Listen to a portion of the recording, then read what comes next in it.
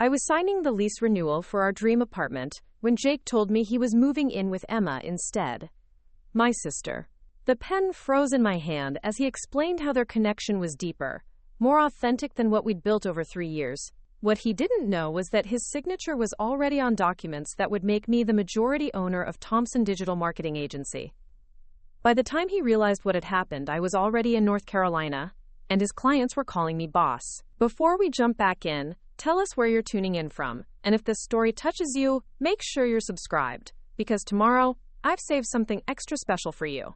The worst part wasn't the betrayal itself, it was the timing. Jake had chosen the exact moment when I was most invested in our future to detonate everything we'd built. I'd been working 16-hour days for months, pouring everything into Thompson Digital Marketing Agency, the business we'd started together in my tiny East Austin apartment 2 years earlier. I'd handled the client acquisition, managed the creative campaigns, and built the relationships that kept our revenue climbing month after month.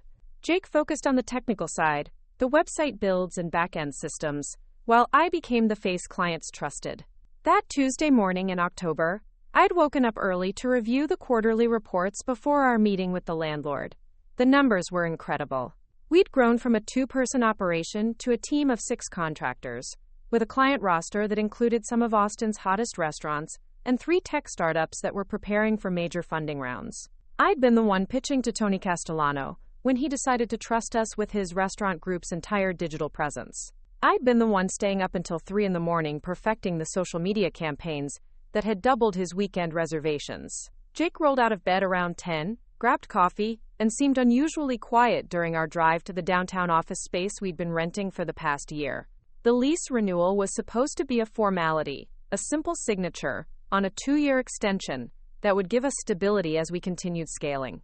I'd already mentally planned where we'd put the new designers' desks and had researched the conference room upgrade that would let us host bigger client presentations. The landlord's office felt sterile under the fluorescent lights, all beige walls and generic corporate artwork. Jake sat beside me, scrolling through his phone while I reviewed the terms one more time.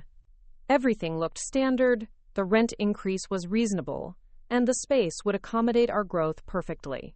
I signed my name with a flourish, already picturing the champagne toast we'd have later to celebrate another milestone. Then Jake cleared his throat and said he needed to talk to me about something important. The landlord had stepped out to make copies, leaving us alone in the small conference room.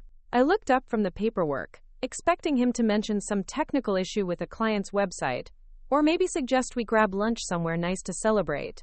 Instead, he was staring at his hands, his jaw tight, in a way that made my stomach drop. "Sarah, I can't sign this lease," he said quietly. "I'm moving out. I'm moving in with Emma." The words hit me like ice water. Emma. My sister Emma, who lived in North Austin, who'd been coming around more often lately, who'd been unusually interested in our business and asking detailed questions about our clients during family dinners. Emma, who'd always been the prettier sister, the one who got attention without trying, the one who'd somehow managed to convince herself that what other people had built was hers to take. I felt my hand still gripping the pen, my signature still wet on the lease document I'd just committed us to for 2 years. "What are you talking about?" I managed to say, though my voice sounded far away. Jake finally looked at me, and I saw something in his eyes I'd never seen before. Not guilt, not remorse, but a kind of cold certainty that made me realize this wasn't a conversation. This was a notification. "We've been seeing each other for a few months," he said. "It started as just talking, but it's become something real, something I can't ignore anymore." The conference room felt like it was shrinking around me. "A few months?" I repeated, trying to process the timeline.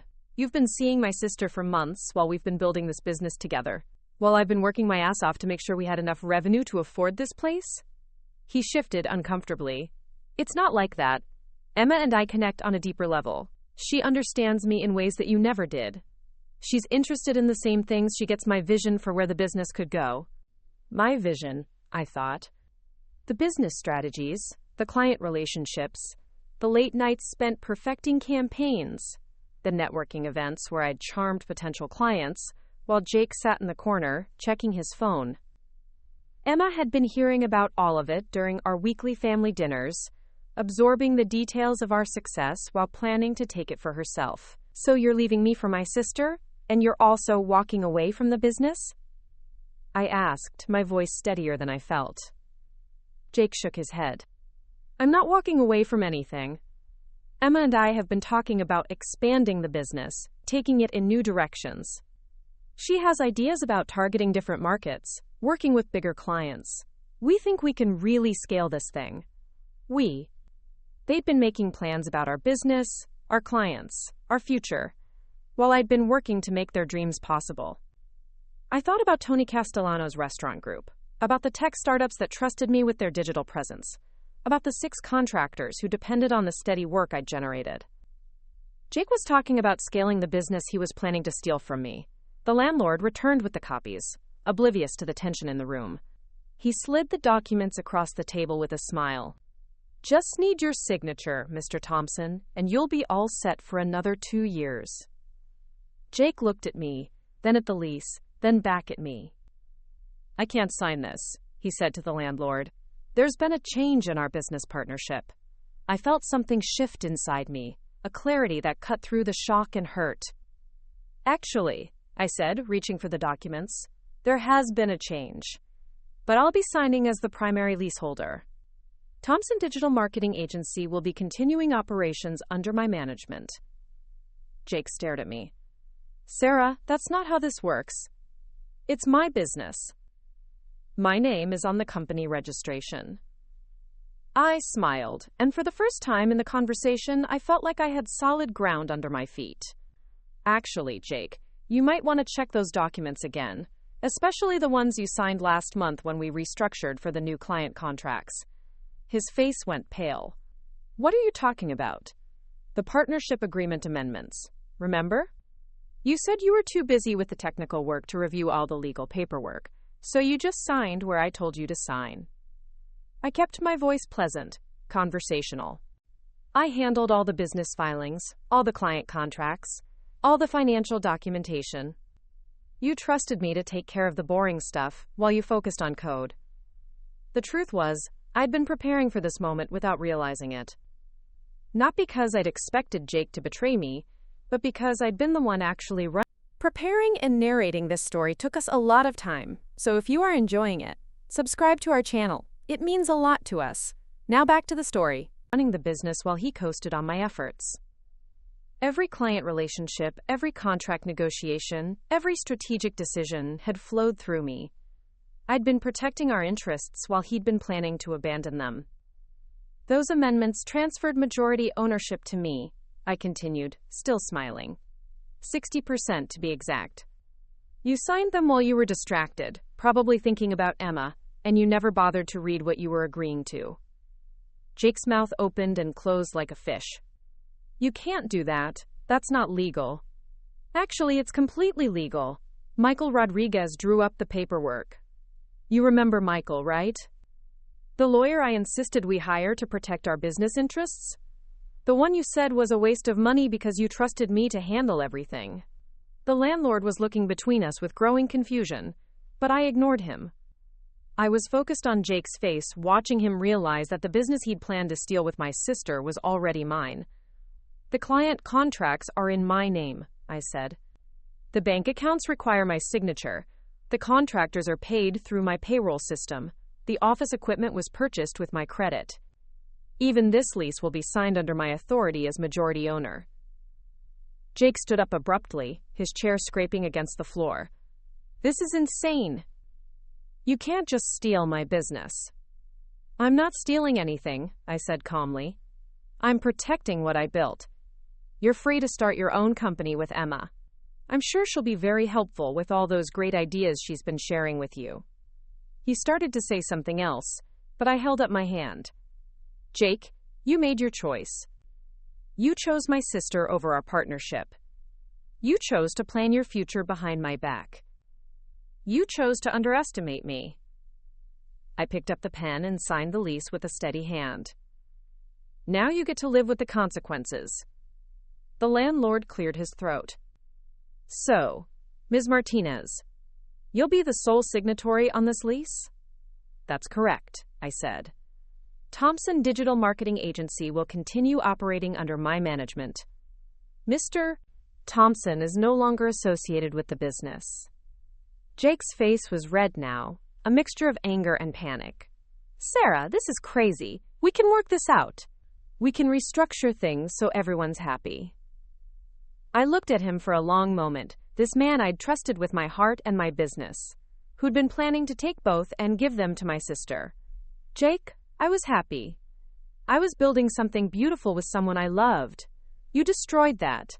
Now I'm building something better without you. I stood up, shook the landlord's hand, and walked out of the office. Behind me, I could hear Jake trying to explain the situation, his voice rising with desperation. But I didn't look back. I had a business to run, clients to protect, and a sister to confront. The walk back to my car felt different than the walk-in. The Austin sun seemed brighter, the downtown energy more electric. I'd gone into that office as half of a partnership, vulnerable and dependent on someone else's loyalty. I was leaving as the sole owner of a thriving business, accountable only to myself and my clients. My phone buzzed with a text from Emma. Hey sis, can we talk? Jake told me about your conversation. I think there's been a misunderstanding. I deleted the message without responding. There hadn't been a misunderstanding. There had been a betrayal, and a response, and a reckoning. The conversation Emma wanted to have was about damage control, about finding a way to spin this situation so she could still get what she wanted. But I was done being the sister who made things easy for Emma. I was done being the partner who handled all the work while Jake took credit. I was done being the woman who built other people's dreams while neglecting her own power. I had clients to call, contractors to reassure, and a business to transform. Jake and Emma could have each other. I was keeping everything else. The drive back to the office gave me time to think about my next moves. Tony Castellano's restaurant group was expanding into Houston, and he'd been talking about needing someone to handle the digital marketing for the new locations. The tech startups were preparing for their funding rounds, which meant bigger budgets and more complex campaigns.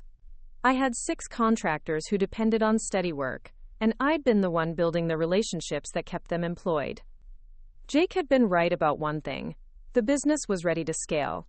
He just wouldn't be part of that growth. I pulled into the parking garage under our office building, took a deep breath, and prepared to tell my team that we were about to become something bigger and better than we'd ever imagined. Without Jake. Without Emma. Without anyone who thought they could take what I'd built and call it their own. The elevator ride to the 5th floor felt like ascending to a new life. When the doors opened, I stepped out as the sole owner of Thompson Digital Marketing Agency, ready to show Austin what a woman scorned could build when she stopped sharing her power with people who didn't deserve it. The office felt different when I walked back in that afternoon. The open concept workspace with its exposed brick walls and industrial lighting fixtures looked exactly the same. But everything had shifted. David Kim looked up from his computer where he was coding a new client interface, and I could see the question in his eyes before he asked it. How did the lease signing go?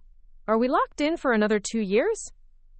I set my purse down on my desk and looked around at the space we'd built together.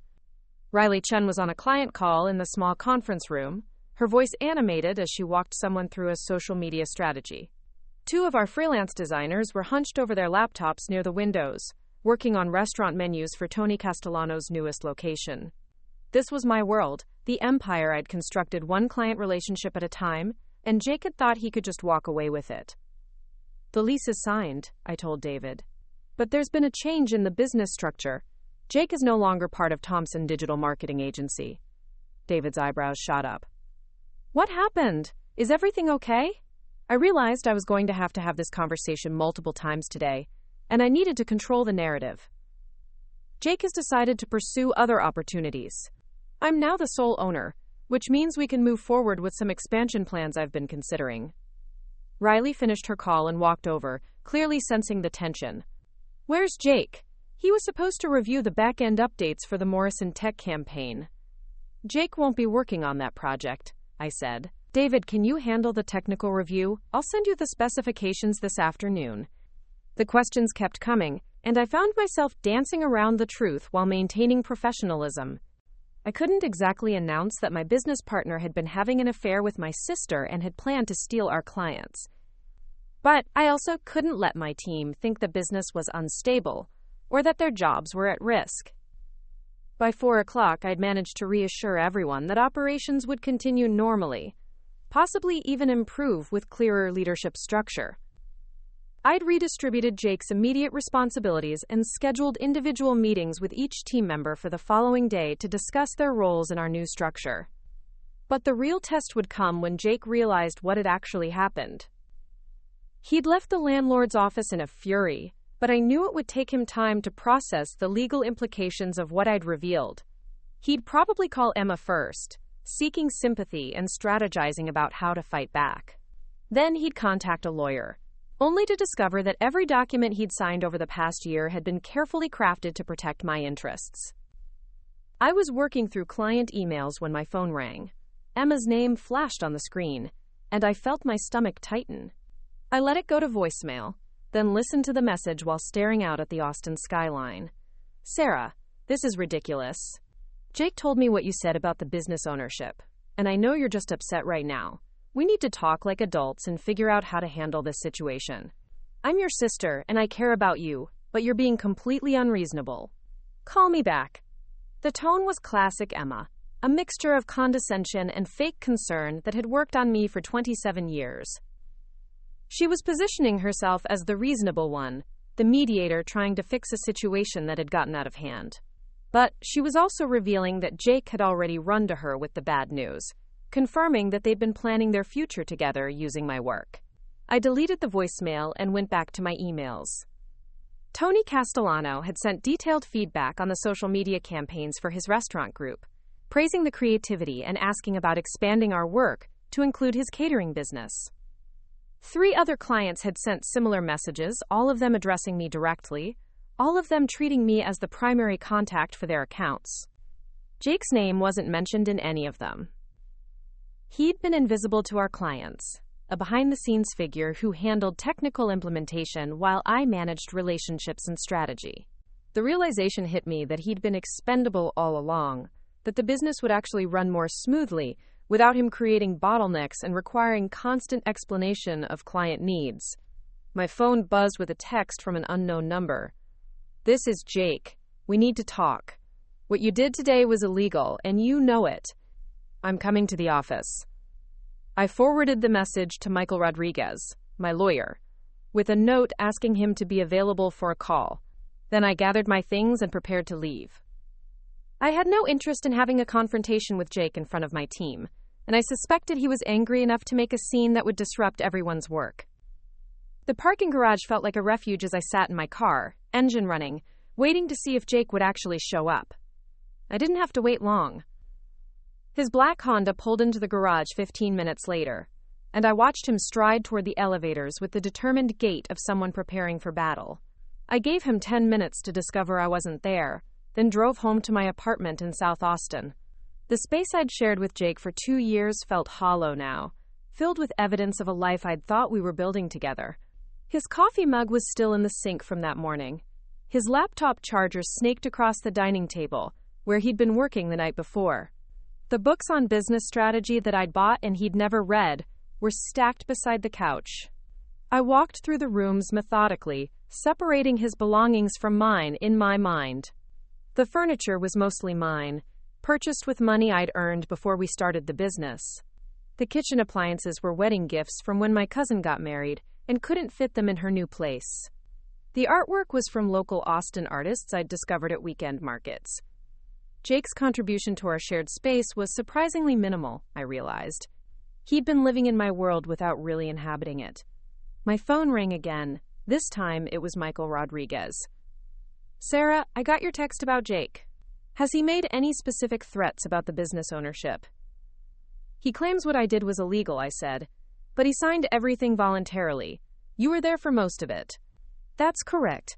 Every document was properly executed, and he had opportunities to review everything before signing. The partnership restructuring was legitimate business planning." Michael's voice was calm and professional. "Has he threatened any legal action?" "Not yet, but I think he's going to try to challenge the ownership transfer." "Let him try. We have a paper trail that would make any business law professor weep with joy." You protected your interests beautifully, even if you didn't realize it at the time. After we hung up, I poured myself a glass of wine and sat on my balcony overlooking the neighborhood I'd grown to love. The late afternoon sun was painting the sky orange and pink, and I could hear music drifting from the restaurant patios along South Lamar. This was my Austin, the city where I'd built something meaningful from nothing, where I'd learned to trust my instincts and fight for what I wanted. Jake and Emma could have each other, but they couldn't have this. They couldn't have the business I'd grown from late-night brainstorming sessions and weekend networking events. They couldn't have the client relationships I'd nurtured through careful attention and genuine care. They couldn't have the life I'd constructed through years of work and sacrifice. My phone buzzed with another text from Emma. "Sarah, you're being childish." Jake and I didn't plan for this to happen, but we can't ignore our feelings. The least you could do is be happy for us and not destroy his livelihood out of spite.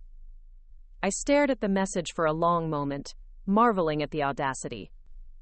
Emma had participated in an affair with my boyfriend, helped him plan to steal my business, and was now lecturing me about being childish and spiteful. She was also completely wrong about Jake's livelihood. His technical skills were solid. He could find work anywhere in Austin's booming tech scene. What he couldn't replicate was the business I'd built around those skills. Instead of responding to Emma, I opened my laptop and began drafting an email to our client roster. I needed to formally introduce myself as the sole owner of Thompson Digital Marketing Agency and reassure everyone that their projects would continue without interruption. I also wanted to float some ideas for expanded services, capitalizing on the growth opportunities that Jake's departure would actually make possible. The email took me 2 hours to perfect. I wanted the tone to be confident but not arrogant, professional but warm, informative but not overly detailed about the change in business structure. I scheduled it to send first thing Monday morning, giving me the weekend to prepare for whatever reaction it might generate.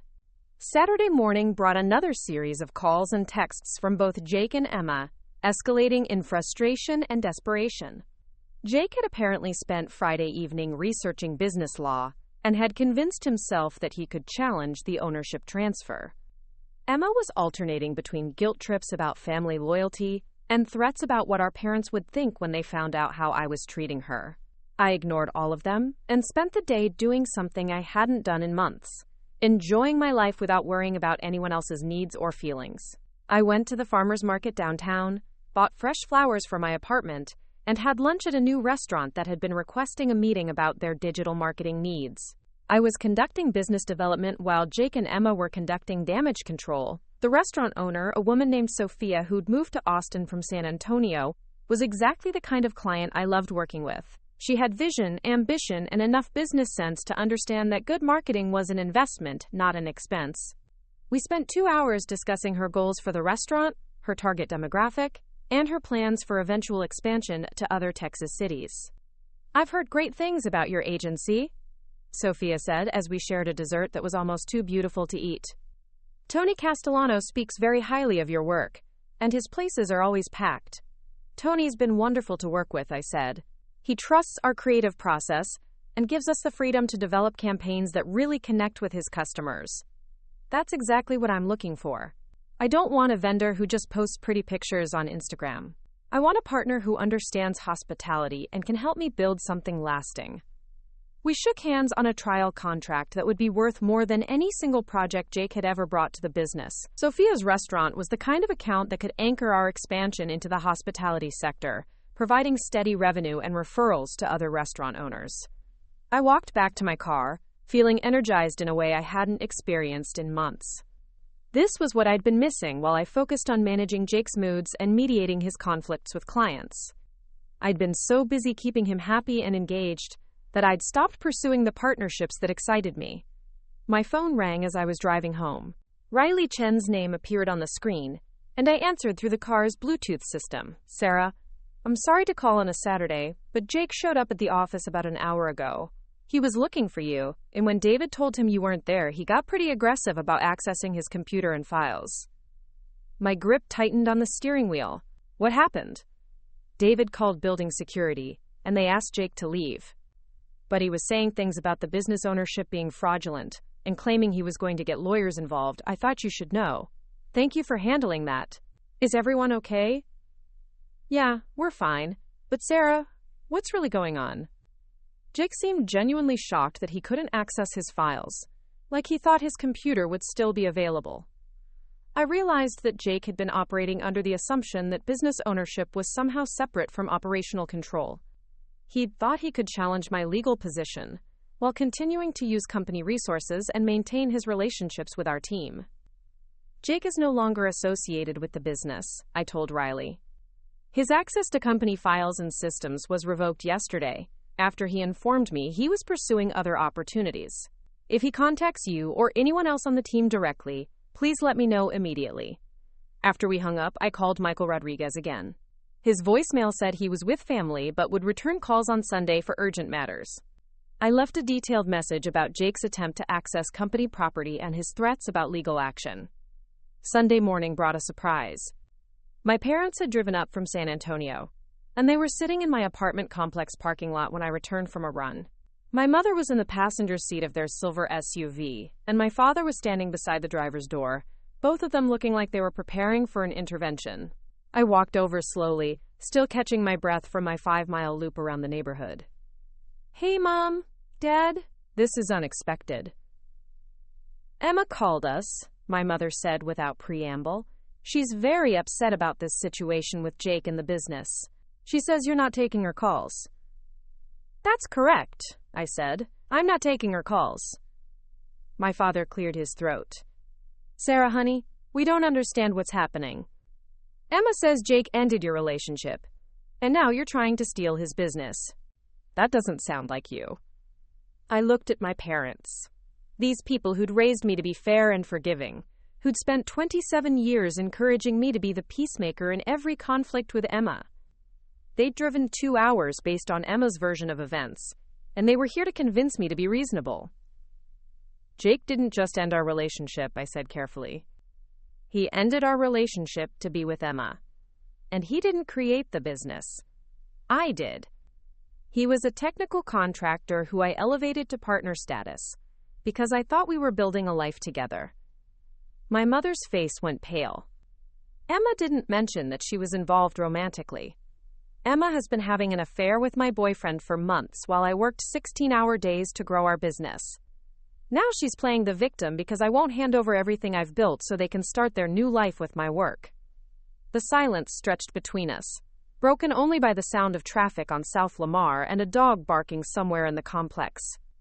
My parents exchanged glances, and I could see them processing this information, recalibrating their understanding of the situation. Sarah, my father said slowly, are you saying that Emma was seeing Jake while you were still together? I'm saying that Emma and Jake have been planning their future using my business as the foundation, and they assumed I'd either give them what they wanted or be too hurt to fight back. I wiped sweat from my forehead with the back of my hand. They were wrong about the second part. My mother got out of the SUV and hugged me, something she hadn't done in months. Honey, we had no idea. Emma made it sound like you were being vindictive about a normal breakup. It's not a normal breakup when your sister steals your boyfriend, and your boyfriend tries to steal your business. I hugged her back, feeling some of the tension I'd been carrying in my shoulders start to release. I've spent 3 years building something meaningful, and I'm not going to let them destroy it because they fell in love. We spent the next hour sitting on my balcony while I explained the timeline of Jake's betrayal and Emma's involvement. My parents listened without interrupting, occasionally asking clarifying questions about the business structure or the legal documents I'd mentioned. By the time I finished, they looked exhausted. What do you need from us? My father asked finally. I need you to understand that I'm not the villain in this story, I said. I'm not trying to hurt Emma or Jake. I'm trying to protect what I've built from people who thought they could take it without consequences. My mother reached over and squeezed my hand. We understand. And we're proud of you for standing up for yourself. They stayed for dinner, and we talked about the business in ways we'd never discussed before. My parents had always known I was successful, but they'd never really understood the scope of what I'd accomplished. As I walked them through client relationships and revenue growth, I could see them realizing that Thompson Digital Marketing Agency wasn't just a job for me. It was a legacy. When they left that evening, I felt more grounded than I had since Jake's revelation in the landlord's office. I had my family's support, legal protection for my business interests, and a clear vision for moving forward without the dead weight of a partner who'd never valued what we were building together.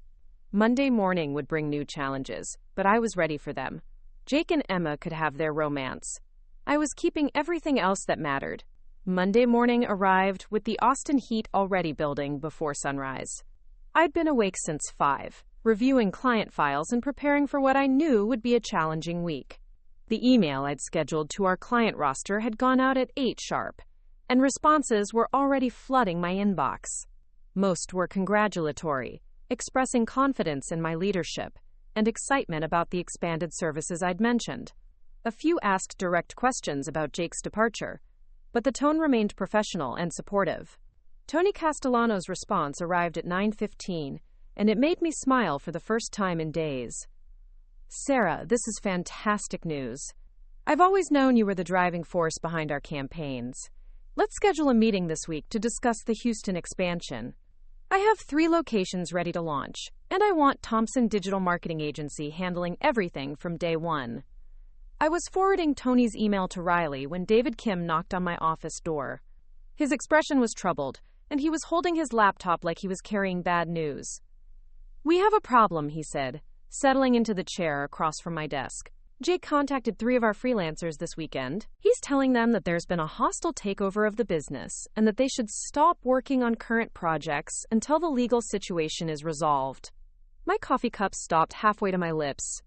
"Which freelancers?" "Marcus, Jennifer, and Alex. Marcus called me this morning asking if it was true that you'd stolen the business from Jake. Jennifer sent an email saying she was uncomfortable working on the Morrison Tech project until she understood what was happening. Alex just stopped responding to messages entirely." I set down my coffee and opened my laptop. This was exactly the kind of disruption I'd hoped to avoid. But I should have anticipated that Jake would try to create chaos among our contractor network. He was attacking the operational foundation of the business, trying to prove that I couldn't maintain service quality without him. "What did you tell Marcus?" I asked. "I told him that you're the majority owner and that all current projects are proceeding as planned, but he seemed confused about the timeline of when you became majority owner. He thought Jake was the primary owner, since the business is called Thompson Digital Marketing Agency." I realized that this was a perception problem I'd need to address systematically. Jake's last name on the business title had created an assumption about ownership that didn't match the legal reality.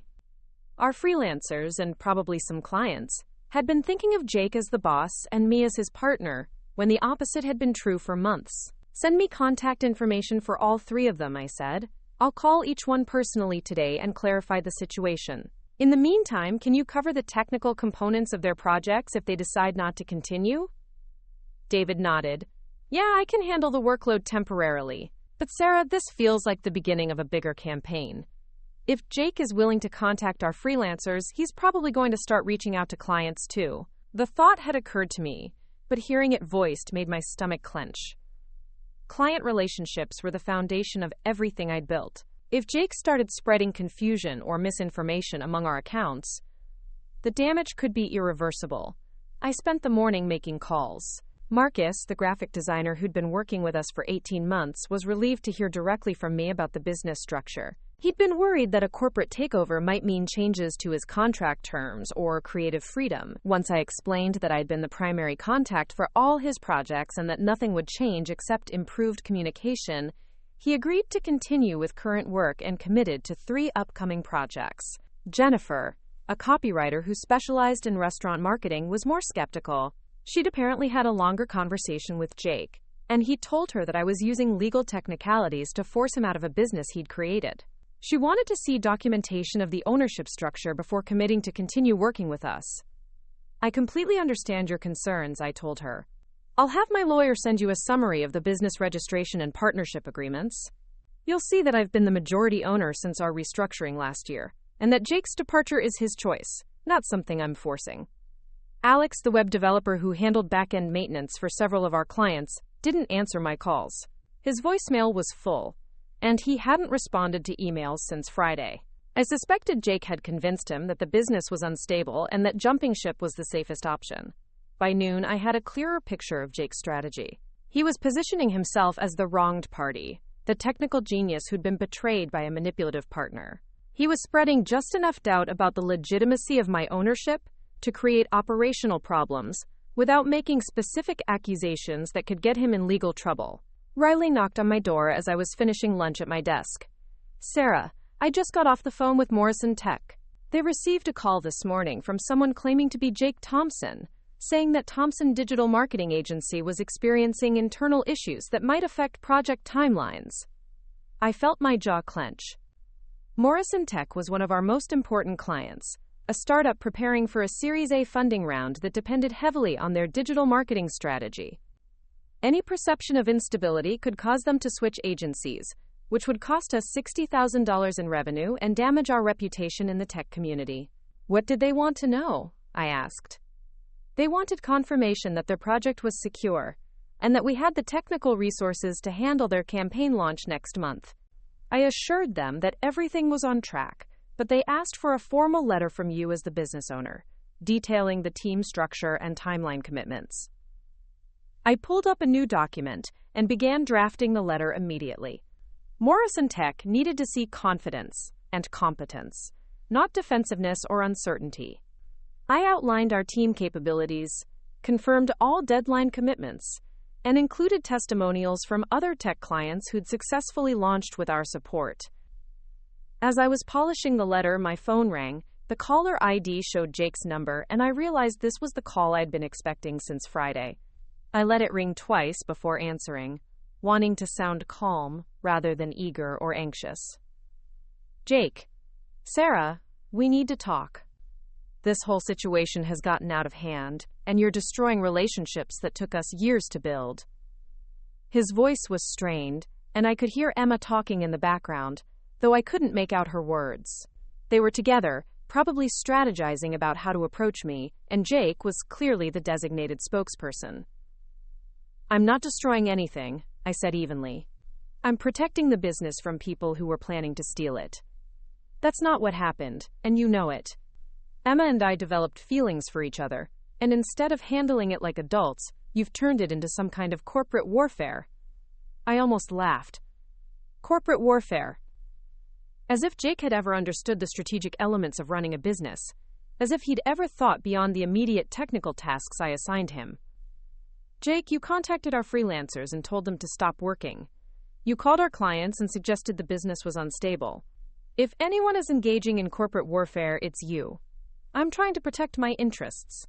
You can't just steal a business because your feelings are hurt." "I didn't steal anything. I legally own 60% of Thompson Digital Marketing Agency, as documented in agreements you signed voluntarily. You're free to start your own business with Emma, but you're not taking my clients, my team, or my work." The silence stretched for nearly 30 seconds. I could hear Emma's voice more clearly now, and she sounded frustrated, like she was coaching Jake through arguments he wasn't making effectively. "Sarah," Jake said finally, "Emma wants to talk to you. She thinks we can work this out if we just communicate honestly. I have nothing to say to Emma. She made her choices, and now she gets to live with them. She's your sister. She loves you, and she's devastated that you're cutting her out of your life over this." I felt something cold settle in my chest. Emma was devastated. Emma loved me. Emma wanted to work things out. It was the same manipulation pattern she'd used our entire lives, positioning herself as the victim whenever her actions had consequences. "Jake, let me be very clear about something. Emma participated in an affair with my boyfriend while I was working to build a business that you both planned to steal. She's not devastated about losing me. She's devastated about losing access to what I've built. That's not true. She never wanted to hurt you. She just wanted to fuck my boyfriend and take my business without me noticing." Very considerate of her. Jake's sharp intake of breath told me I'd finally cut through his protective narrative about Emma's intentions. She was there with him, probably listening to every word, and she'd just heard me describe their relationship in terms that couldn't be romanticized or justified. "We're going to fight this," Jake said, his voice harder now. We're going to prove that those partnership agreements were signed under false pretenses. Good luck with that. Make sure you have plenty of money for legal fees, because Michael Rodriguez loves a good intellectual challenge. I hung up before he could respond and immediately called Michael's office. His assistant put me through within minutes, and I summarized the conversation, along with Jake's attempts to disrupt business operations. Sarah, this is exactly what I expected, Michael said. Jake is trying to create the appearance of instability to force you into a settlement negotiation. He's hoping that the operational disruption will cost you enough money that you'll agree to give him a larger share of the business, just to make the problem stop. Can he actually challenge the partnership agreements? He can try, but his chances of success are minimal. Every document was properly executed, and we have witnesses to the signing sessions. More importantly, he continued to operate under the terms of those agreements for months after signing them, which constitutes acceptance of the new structure. Michael's confidence was reassuring, but I knew that Jake's harassment of freelancers and clients could damage the business, even if his legal challenges failed. I needed to get ahead of the narrative and demonstrate that Thompson Digital Marketing Agency was stronger without him, not weaker. That afternoon, I scheduled individual calls with every major client, not to defend myself against Jake's allegations, but to discuss expansion opportunities and enhanced services. I'd realized that Jake's departure actually freed me to pursue partnerships and strategies that he'd resisted. The call with Tony Castellano was particularly productive. He'd been wanting to integrate our digital marketing with his restaurant management software for months, but Jake had claimed it was too technically complex. Without Jake's limitations, I could bring in specialized developers and create the comprehensive solution Tony needed. Sarah, I've been waiting for this conversation, Tony said when I explained the integration possibilities. Jake always made it sound impossible, but I knew there had to be a way to connect these systems. There absolutely is. I've already contacted a development team that specializes in restaurant tech integration. We can have a proposal ready by Friday and start implementation next month. And the Houston expansion? I'm planning to fly down next week to tour the locations and meet with your Houston team. We'll create custom campaigns for each restaurant while maintaining brand consistency across all your properties. By the end of the call, Tony had committed to doubling our contract value and referring us to 3 other restaurant groups in Houston and Dallas. It was the kind of growth that would have taken months to negotiate with Jake, constantly questioning whether we had the resources to deliver. The pattern repeated with other clients. Morrison Tech was excited about advanced analytics capabilities I could now offer through partnerships Jake had rejected. Sophia's restaurant wanted to explore influencer marketing strategies that Jake had dismissed as too risky. Even smaller clients were interested in services I'd been unable to provide while managing Jake's technical limitations and conservative approach. By 5 o'clock, I'd secured more new business in one day than we'd typically close in a month. The irony wasn't lost on me that Jake's attempt to sabotage the business had actually accelerated its growth by forcing me to have strategic conversations I'd been postponing. Riley appeared in my doorway with a bottle of champagne and 2 plastic cups from the break room. "I've been listening to your calls," she said with a grin. "We need to celebrate." "What are we celebrating?" "The fact that you just turned Thompson Digital Marketing Agency into the fastest-growing marketing firm in Austin, while your ex-boyfriend was trying to destroy it. We popped the champagne and toasted to new clients, expanded services, and the freedom to make decisions without committee approval from someone who'd never understood the business anyway." As we talked through the day's developments, I realized that I felt more energized and optimistic about the company's future than I had in months. "Riley," I said as we finished our champagne, "how would you feel about taking on more client management responsibilities?" "I'm going to need someone I trust handling day-to-day relationships while I focus on business development and strategic partnerships." Her eyes lit up. "Are you offering me a promotion?" "I'm offering you the opportunity to help me build something amazing. Jake's departure means we can restructure the whole operation, bring in better talent, and pursue the kind of clients we've always wanted to work with."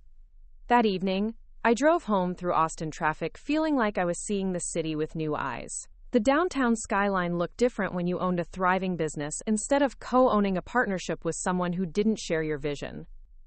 The restaurant patios and music venues looked like potential clients instead of just weekend entertainment.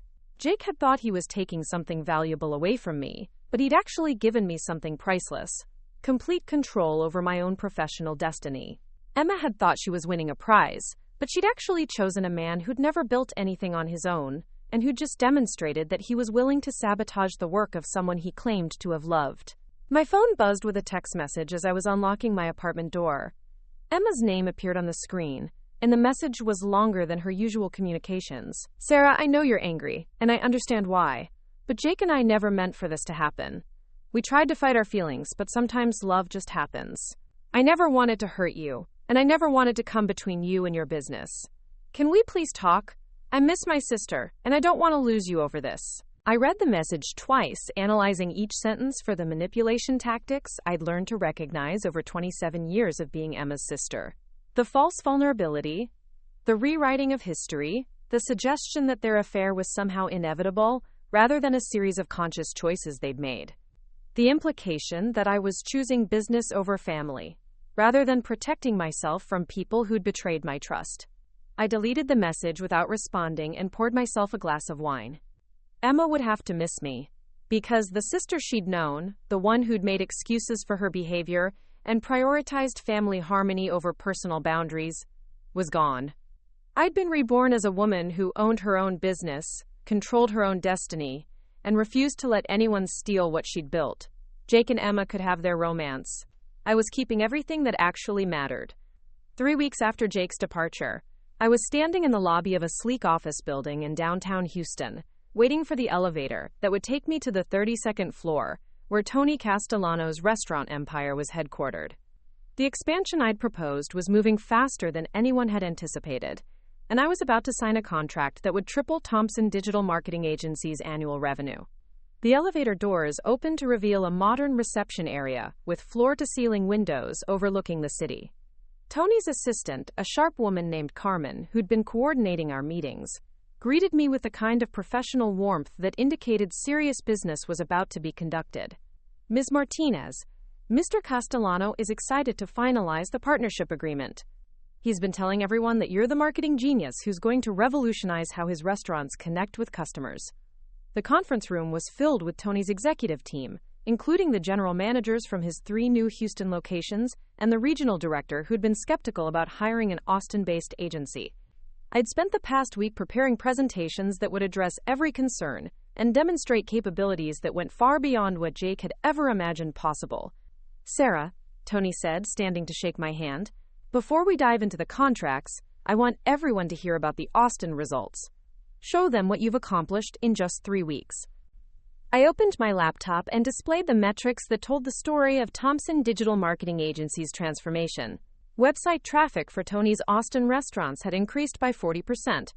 Social media engagement was up 60%. Most importantly, weekend reservations had grown by 35%, directly attributable to the targeted campaigns we'd launched.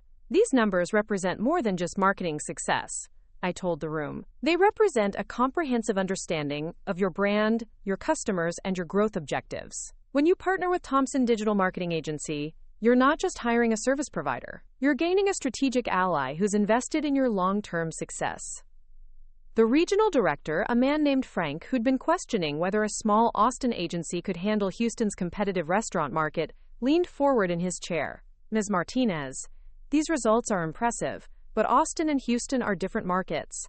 How do you plan to adapt your strategies for our demographic?" I'd anticipated this question and had spent days researching Houston's food scene, analyzing competitor strategies, and identifying opportunities that larger agencies had missed. "Frank, you're absolutely right that Houston requires a different approach. That's why I've developed market-specific campaigns for each location, incorporating local cultural elements, neighborhood demographics, and competitive positioning." I clicked to the next slide, which showed mock-ups of social media campaigns tailored to each Houston location. The campaign for the downtown restaurant emphasized business lunch specials and happy hour promotions. The campaign for the location near the University of Houston focused on student-friendly pricing and group dining options. The campaign for the upscale area highlighted premium ingredients and sophisticated dining experiences. Each campaign maintains Tony's brand identity while speaking directly to the local community, I continued.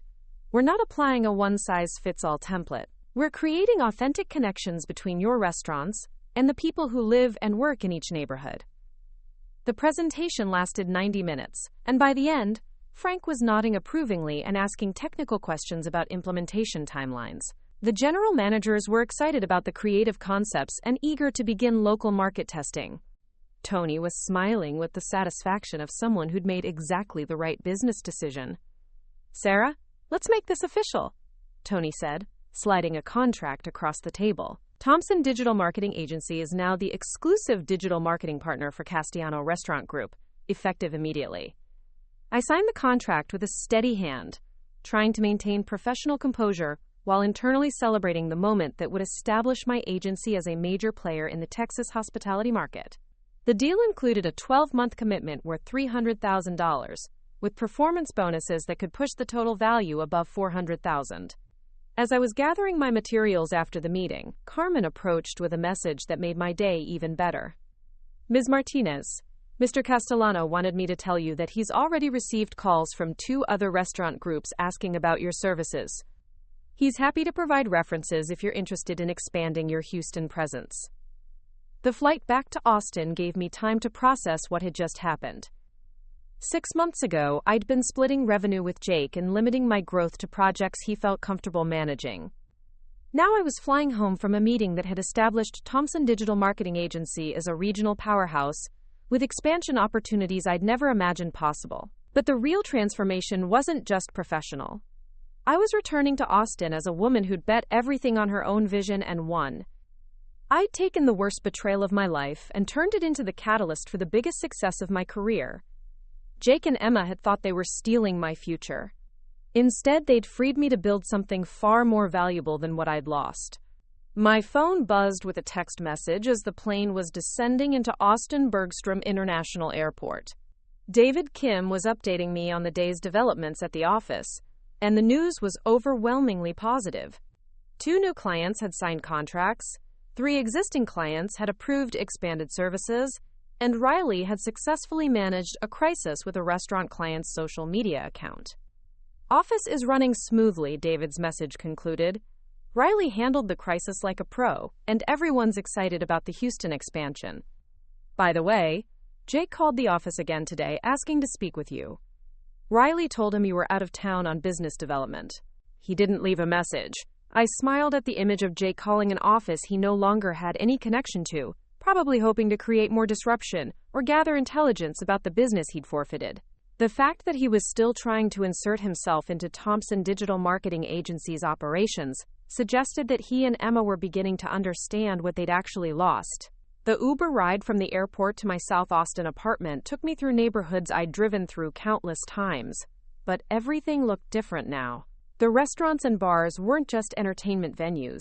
They were potential clients who might benefit from the marketing strategies I'd developed. The office buildings and tech campuses weren't just Austin landmarks. They were home to startups and established companies that might need digital marketing services. I'd always loved Austin, but now I owned a piece of it.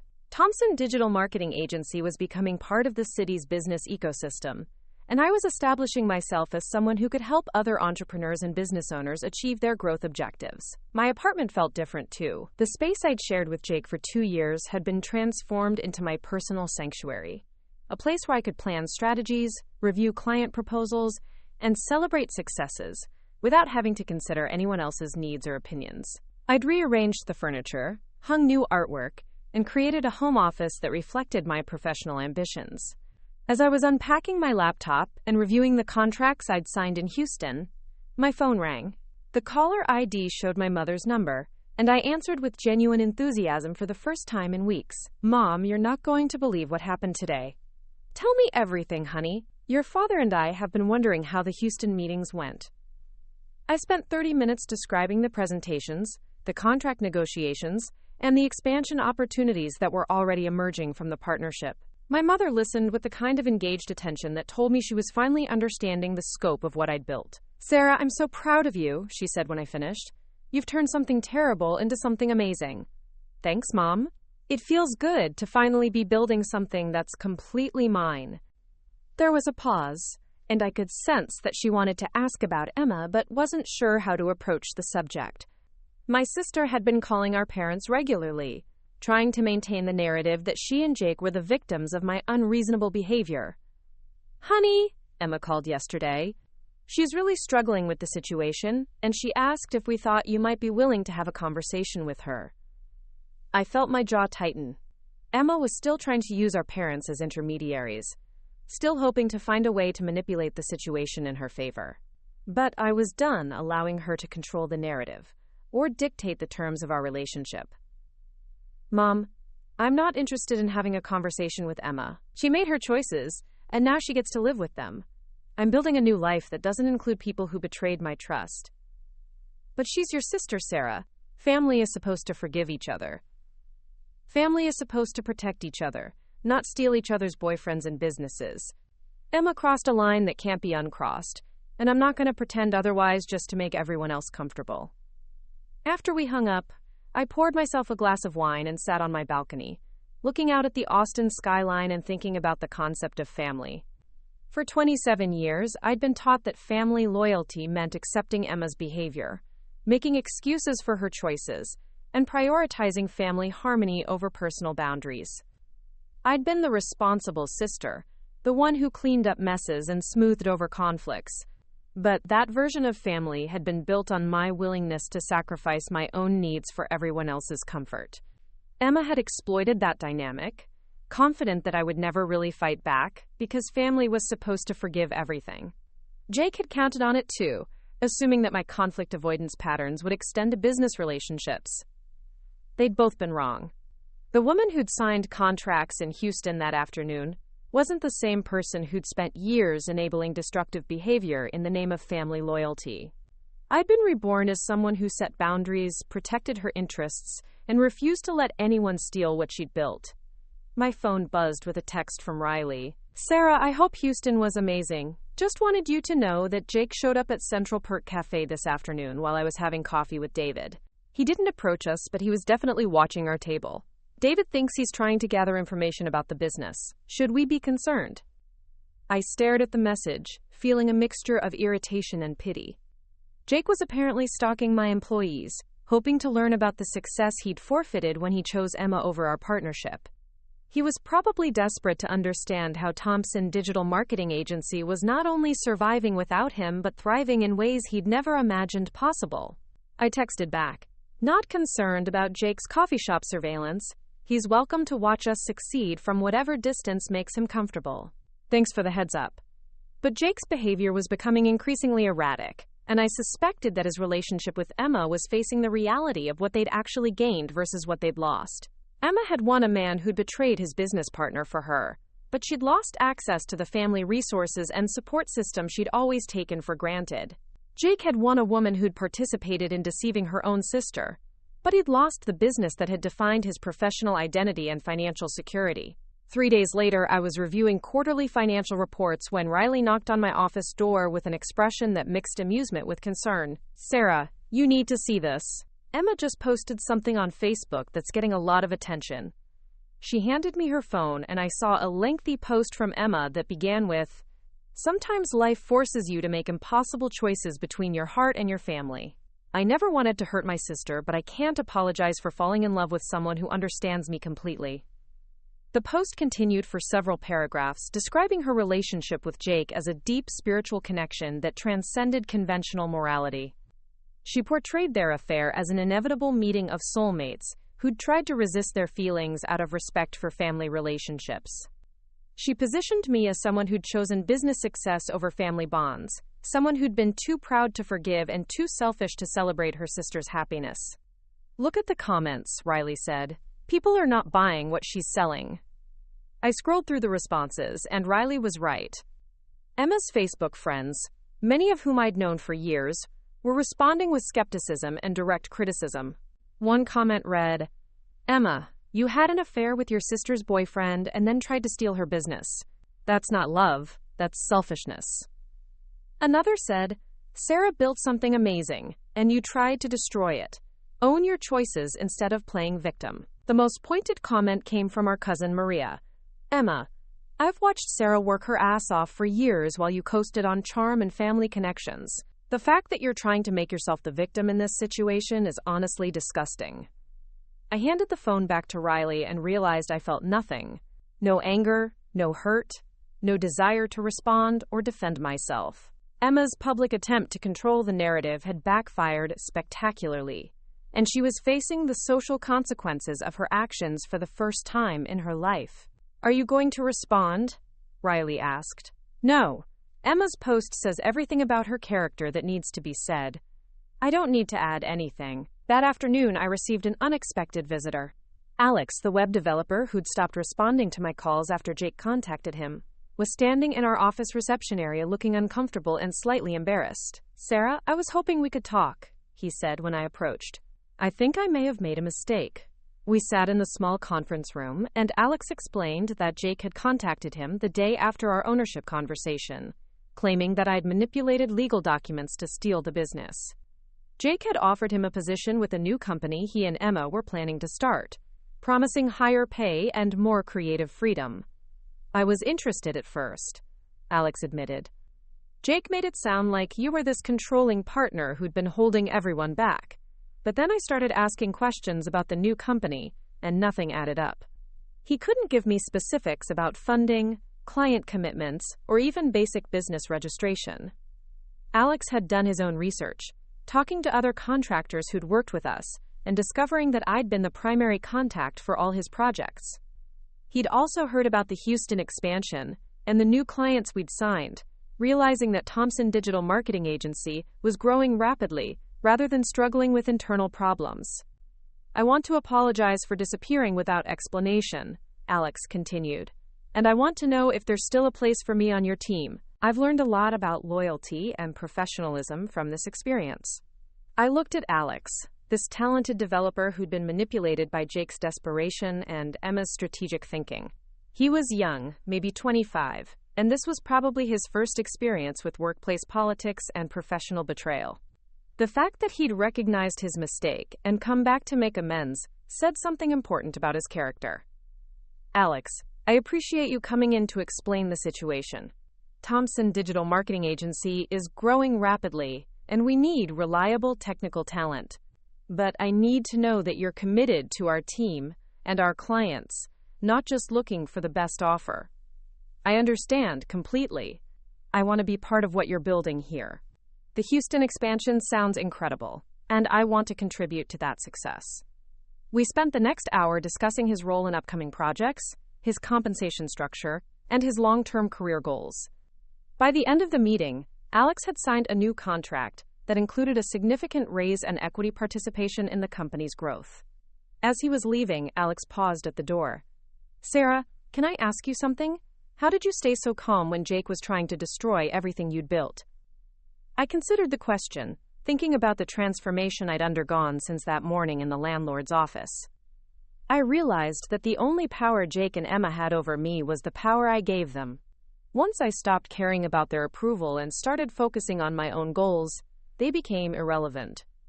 That evening, I was working late in the office when I heard footsteps in the hallway outside our suite. The building was supposed to be locked after 6, but sometimes other tenants worked late, or security made rounds.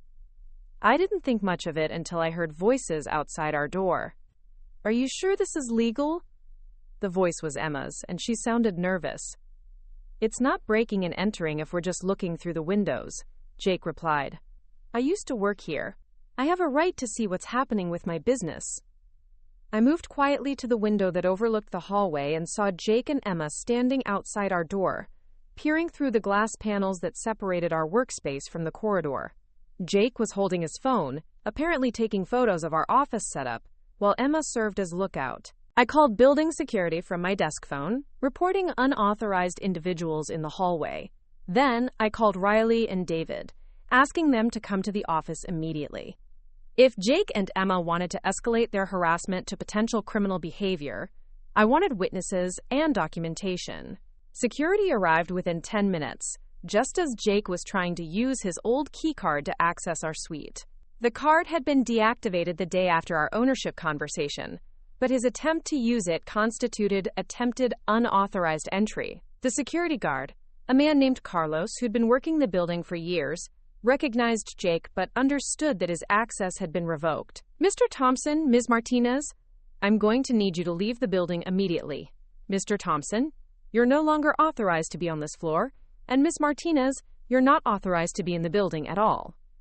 Emma tried to argue that they were just visiting, but Carlos wasn't interested in explanations. He escorted them to the elevator and made it clear that any future unauthorized visits would result in trespassing charges. Riley and David arrived as Carlos was filing his incident report, and I filled them in on what had happened. We reviewed the security footage, which clearly showed Jake attempting to access our suite while Emma kept watch. The footage also showed Jake taking photos of our workspace and attempting to read documents through the glass panels. "This is getting seriously weird," David said. "It's like they're obsessed with proving that you stole something from them, even though they're the ones who walked away." Riley nodded. "Jake's been calling clients again, too. Morrison Tech mentioned that someone claiming to be from Thompson Digital Marketing Agency had contacted them about, quote, transitional services during our ownership change. They were confused because we'd never mentioned any transition. I realized that Jake and Emma's behavior was escalating beyond professional harassment into something that felt genuinely threatening. They weren't just trying to damage my business. They were trying to undermine my safety and peace of mind through surveillance and impersonation." The next morning, I called Michael Rodriguez and described the previous night's events, along with the ongoing pattern of harassment. He listened without interrupting, then asked me to forward him the security footage and any documentation of Jake's client communications. "Sarah, this has moved beyond a business dispute into potential criminal behavior. I'm going to contact the police and file a report about the harassment and attempted unauthorized access. I'm also going to send a cease and desist letter to both Jake and Emma, making it clear that any further contact with you, your employees, or your clients will result in legal action." Michael's intervention had immediate effects. Within 48 hours, both Jake and Emma had received formal legal notices prohibiting them from contacting me directly or indirectly, visiting my office or apartment, or interfering with my business operations. The notices also warned that impersonating Thompson Digital Marketing Agency representatives could result in fraud charges. The harassment stopped completely. No more phone calls, no more text messages, no more surprise visits to the office. Jake and Emma had apparently realized that their behavior was creating legal problems that could seriously damage their futures. But the silence also brought an unexpected sense of closure. For weeks, I'd been operating in crisis mode, responding to their attacks and protecting my business from their sabotage attempts. Now, with legal protection in place, I could focus entirely on growth and expansion without constantly watching for the next disruption. 2 months after the Houston contract signing, Thompson Digital Marketing Agency had grown to 12 full-time employees and was operating out of a larger office space in a more prestigious downtown building. We'd added 3 major clients in Dallas, 2 in San Antonio, and were considering expansion into Oklahoma City and New Orleans. Riley had been promoted to Director of Client Services, David had become our Chief Technology Officer, and Alex had proven himself as a reliable team member who brought creative technical solutions to complex marketing challenges. We'd also hired a business development specialist, a senior graphic designer, and a data analyst who specialized in restaurant and hospitality marketing.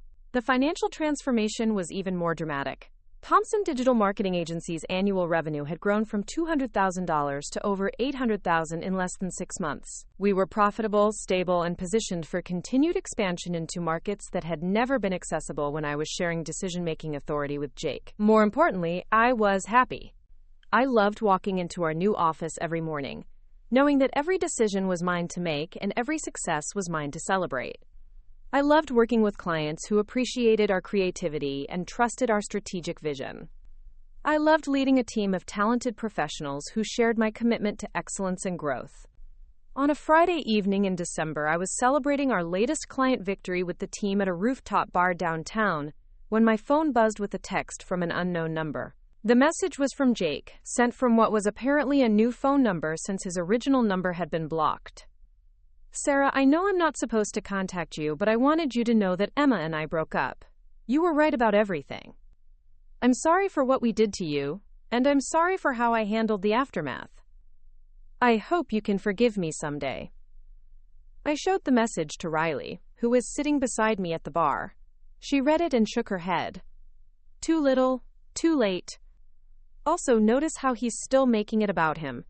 I hope you can forgive me someday, instead of, I hope you're happy, or I'm glad your business is successful. I deleted the message without responding and ordered another round of drinks for the team. Jake's apology was meaningless because it was motivated by his relationship failure, not by genuine remorse for his actions. If he and Emma were still together and happy, he would never have acknowledged that I was right about anything. But more importantly, his apology was irrelevant to my life. I'd moved so far beyond the pain of his betrayal that his regret couldn't reach me. The woman he'd destroyed no longer existed. I'd been reborn as someone stronger, more successful, and infinitely more happy than the person who'd walked into that landlord's office 6 months earlier. As I looked around the rooftop bar at my team celebrating another successful quarter, I realized that Jake and Emma had given me the greatest gift of my life. They'd forced me to discover my own strength, my own vision, and my own capacity for building something meaningful without depending on anyone else's loyalty or approval. Thompson Digital Marketing Agency wasn't just a business. It was proof that I could transform betrayal into empowerment, heartbreak into success, and loss into gain. I'd taken everything they'd tried to steal and made it bigger, better, and more valuable than they'd ever imagined possible. The Austin skyline stretched out below us, glittering with lights from restaurants, bars, and office buildings where entrepreneurs and business owners were building their dreams. Some of them were probably dealing with partnership disputes, romantic betrayals, or family conflicts that felt insurmountable. I wanted to tell them what I'd learned, that the people who betray you are actually showing you who they really are, and that knowledge is power. I raised my glass to the city I'd conquered and the life I'd built from the ashes of someone else's selfishness. Jake and Emma could keep their romance. I'd kept everything that actually mattered, and I'd made it mine forever. The invitation arrived on Thompson Digital Marketing Agency letterhead, embossed with gold foil and printed on the kind of heavy cardstock that announced serious celebration. I was holding the proof copy that our printer had delivered, reviewing the final details for the event that would mark exactly 1 year since Jake had walked out of that landlord's office, and inadvertently launched my transformation into Austin's most successful marketing entrepreneur. The invitation read, Thompson Digital Marketing Agency cordially invites you to celebrate 1 year of unprecedented growth, innovation, and success. Join us for an evening of recognition, networking, and vision for the future of digital marketing in Texas. The party would be held at the Four Seasons Austin, overlooking Lady Bird Lake, with a guest list that included every major client, industry leader, and business partner who'd contributed to our meteoric rise. It was going to be the kind of event that established Thompson Digital Marketing Agency not just as a successful business, but as a cultural force in Austin's entrepreneurial ecosystem. Riley was sitting across from me in our corner office on the 40th floor of the newest downtown tower, reviewing the RSVP list on her tablet. Our new headquarters occupied the entire floor, with floor-to-ceiling windows that offered panoramic views of the city we'd conquered. The space was modern, sophisticated, and designed to impress clients who were accustomed to working with major agencies in Dallas and Houston. Sarah, we're at capacity for the Four Seasons event, Riley said, scrolling through confirmations. Tony Castellano is flying in from Houston with his entire executive team. Morrison Tech is sending their founders, plus the venture capital partners who funded their Series B round. And 3 restaurant groups from Dallas are coming specifically to meet with you about potential partnerships. I looked around our office, taking in the team of 23 full-time employees who are working at custom-designed workstations throughout the open concept space. Our revenue had crossed the $2 million mark 3 months ahead of projections, and we were already planning expansion into Phoenix and Nashville. The growth had been so rapid that we'd outgrown 2 office spaces and hired 3 rounds of new talent in less than 12 months. But the numbers only told part of the story. The real transformation was cultural and personal. I'd become someone who commanded respect in boardrooms, someone whose strategic vision influenced how restaurants, tech companies, and retail brands approached digital marketing across the Southwest. Industry publications were writing profiles about my leadership style and innovative campaign strategies. Speaking invitations were arriving from marketing conferences in New York, Los Angeles, and Chicago. Most importantly, I'd become someone who was completely immune to the kind of betrayal that had once devastated me. The woman who'd been destroyed by Jake and Emma's affair no longer existed. In her place was someone who understood that other people's choices revealed their character, not her worth. David Kim appeared at my office door holding a tablet with what looked like breaking news. "Sarah, you need to see this. Someone just tagged Thompson Digital Marketing Agency in a LinkedIn post that's going viral." He handed me the tablet, and I saw a post from Marcus Chen, the CEO of a tech startup that had become one of our flagship clients. The post was titled, "How a Marketing Agency Saved My Company and Changed My Life," and it detailed how our strategic campaigns had helped his company secure Series A funding after months of investor rejection. Thompson Digital Marketing Agency didn't just improve our marketing metrics, Marcus had written. They fundamentally changed how we understood our own value proposition. Sarah Martinez and her team took a failing startup and turned us into a company that investors were fighting to fund.